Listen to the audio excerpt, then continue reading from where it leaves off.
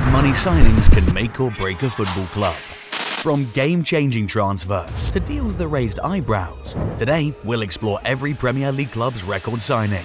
We'll take it alphabetically, which means we start with Arsenal. As you know, their record signing is Declan Rice, who was bought for £100 million from West Ham in 2023, making him one of the top 10 most expensive players in football history. Rice has been solid and indispensable for Arsenal since he joined. He elevated the team and helped them mount a title race in 2024. But the jury is still out on this one, to be honest. While some fans say that it was certainly worth $100 million, others call it a waste. But what do you guys think? Has Rice proven to be worth £100 million? Tell us in the comments. Up next is Aston Villa. Their record signing is new boy Amadou Onana. Having just qualified for the Champions League for the first time in a very long time, Villa knew they had to spend big to bring in some top players, and that's what they did.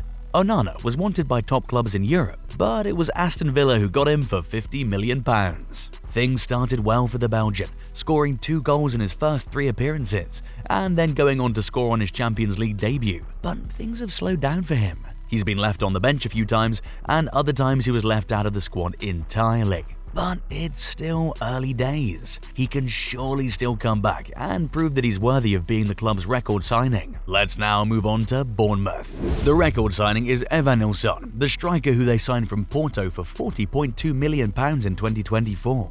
Things are going well for the Brazilian at Bournemouth. He scored a few goals, including big ones against Aston Villa and Manchester City. Will he prove to be worth the money the club spent on him in the long run? Time will tell. The next club is Brentford, and just like Bournemouth, their record signing is Brazilian as well. His name is Igor Thiago, and he was signed for £30 million from Club Brugge in February 2024, before moving to England in July. But it's not going so well for the 23-year-old. Shortly after he moved to Brentford, he picked up an injury that ruled him out for most of the first half of the season. He returned in November and made his debut, so the journey to proving that he's worth all that money that was spent on him only just begun. Next up is Brighton. These guys are known for buying low and selling high, so it shouldn't surprise you that their record signing is Georginio Rutter, who was signed for £40 million in August 2024. He was brought in from Leeds, and he's been pretty impressive so far. He had a run of 4 games where he had at least a goal contribution in the Premier League,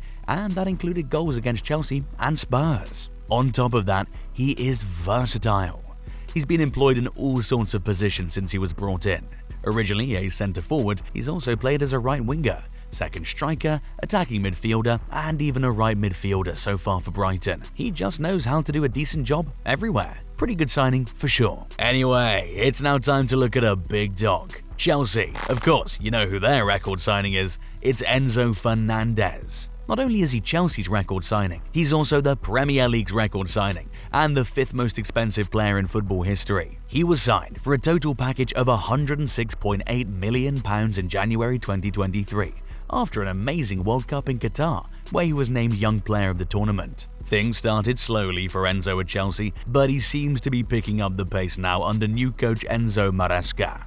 In his first full season, he finished with just 7 goals and 3 assists in 40 games across all competitions. But in the 2024-25 season, it took him just 20 games to reach 3 goals and 8 assists. He's surely not there yet, but he looks like he's on the path to showing that he's worth breaking the bank for. He seems to have turned into a beast ever since announcing his split from his family. What are your thoughts on this? Up next, Crystal Palace.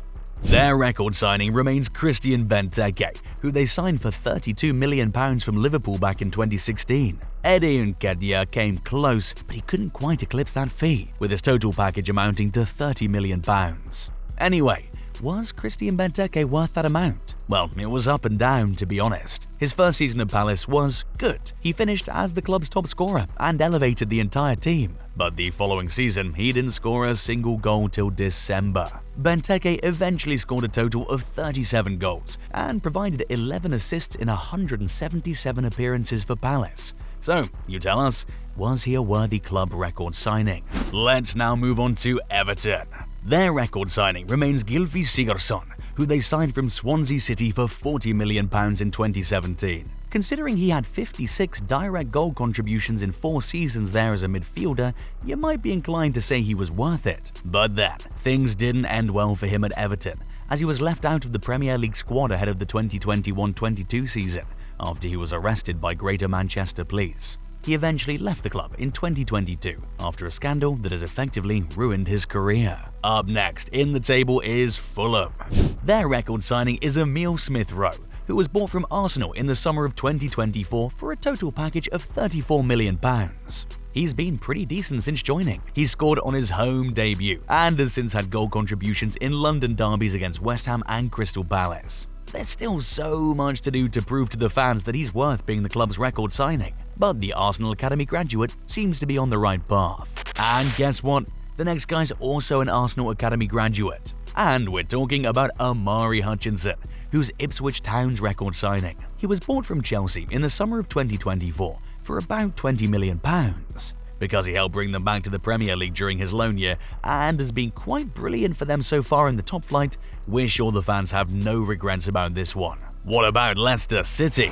Their record signing is Yuri Telemans, who they bought for £32 million from Monaco in 2019. He had a total of 54 goal contributions for the club, including a winner in a cup final in 2021 to help Leicester City win their first ever FA Cup. He also helped them win the Community Shield in 2021 and was named Leicester City Player of the Season that year.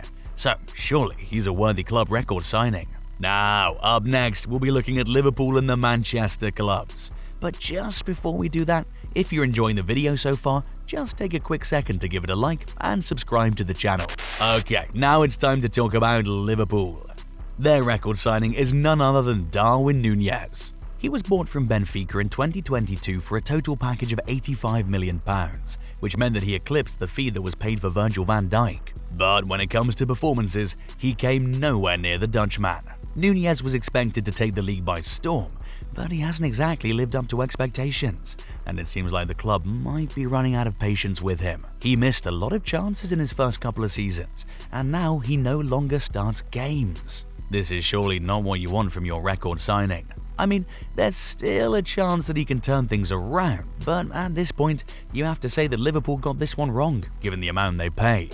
Manchester City also got it wrong. As you know, their record signing is Jack Grealish, who they bought from Aston Villa for £100 million in 2021, making him the most expensive British player in football history. Grealish has never really been able to click into gear for Pep Guardiola's side, and he's even now gone an entire calendar year without scoring a single goal. Fun fact, Grealish has had more yellow cards than goals scored since he joined Manchester City. That's crazy, isn't it? But they're not alone in this. They have their neighbours with them, because Manchester United too got theirs wrong.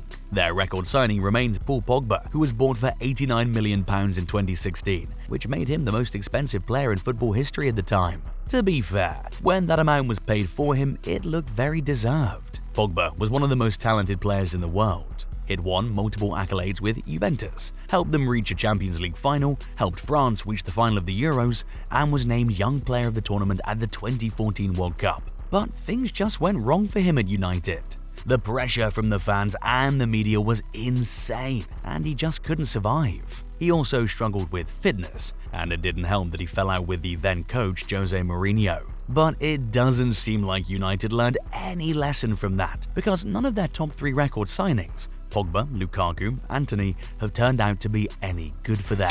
Let's now leave Manchester and go to Newcastle. Their record signing is Alexander Isak. The club spent £63 million to bring him over from Real Sociedad in 2022, and every day he continues to prove to be worth every penny. Isak has 52 direct goal contributions in 83 appearances for Newcastle. He helped them reach a cup final in 2023 and was the Premier League's third highest goal scorer in the 2023-24 season. The only problem he has is fitness, but even that is now looking like a thing of the past. For sure, he's proven worthy to be the club's record signing. Up next is Nottingham Forest. Their record signing is former Newcastle man Elliot Anderson, who was signed for a reported £35 million in July 2024. The signing of the 22-year-old midfielder is one for the future, but he's already begun to show up in the present. He provided 5 assists in his first 15 Premier League games for the club, a couple of them coming in big games against United and Villa. It's still too early to call,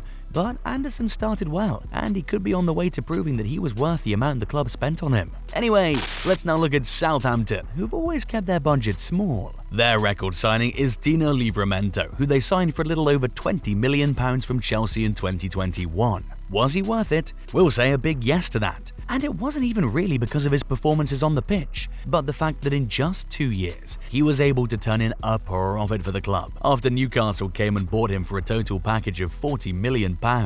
For a club like Southampton, business like that will always be much appreciated. Okay, now we have another heavy hitter, Tottenham. Their record signing is Dominic Solanke, who arrived from Bournemouth in the summer of 2024 for a total package of £65 million. Solanke finished in the top 5 for Premier League top scorers in the 2023-24 season, so it wasn't a bad fee to pay for him. For a club like Spurs, he would surely have to do a lot to show that he's worthy of being their record signing, but 11 goal contributions in his first 20 appearances is not a bad start at all. But Spurs aren't the only ones with a striker as their record signing. West Ham are as well. But he's not one the fans remember very fondly. Sebastian Haller. He was signed for a total package of £45 million from Eintracht Frankfurt in 2019, and to put it simply, it wasn't a very good signing. The change of coach, his wife's ill health, and the birth of his child were some reasons the Ivorian struggled in London. The highlight of his West Ham career was the overhead kick against Palace, which was named Premier League Goal of the Month. For sure, this signing hurt West Ham fans, but it probably hurt more when they saw him perform at a high level for Ajax, even breaking all sorts of Champions League records. Anyway, let's now wrap up this video with Wolves. Their record signing is Matheus Cunha, who was bought from Atletico Madrid in 2023 for £44 million. Has he been worth it?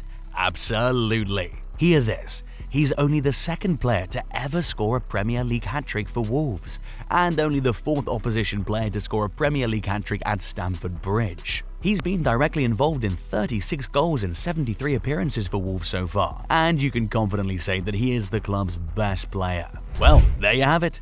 Every one of the 20 teams in the Premier League right now and their record signings. In your opinion, how many of them were hits and how many were misses? Which of these clubs would you say have been able to get the most value out of their record signing? Tell us in the comments. Well, one thing we can tell you for sure is that it isn't Manchester City. And if you want to know why we say so, go and watch this video, where we tell you the story of Jack Grealish and why he flopped so badly at City.